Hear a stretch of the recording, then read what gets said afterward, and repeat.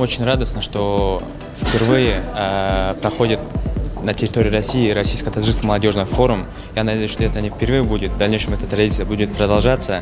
И нам еще радостнее, что первый Российско-Таджикский молодежный форум проходит в Москве и в Владикавказе. В рамках Российско-Таджикского молодежного форума мы посещали сегодня Академию борьбы, и этот опыт было бы очень полезно использовать и в Таджикистане тоже для как раз-таки воспитания новых молодых борцов в Таджикистане.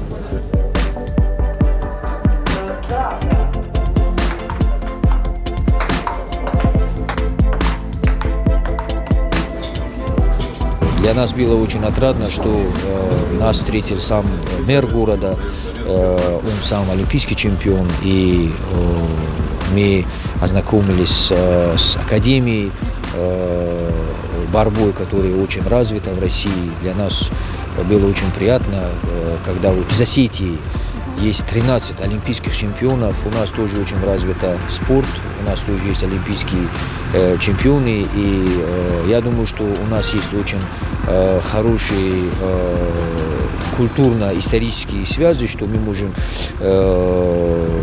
пригласить тренера, хороших спортсменов к нам. Они вот там специально общаются.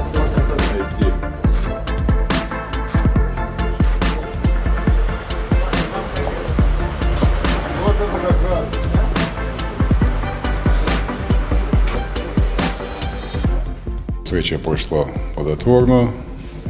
Комитеты города, молодежный комитет города и республики активно будут с ними сотрудничать. А мы в Академию пригласили сборную Таджикистана, потому что у них тоже хорошая школа вольной борьбы, классической. Поэтому пусть приезжают и тренируются и завоевывают для своей страны медали.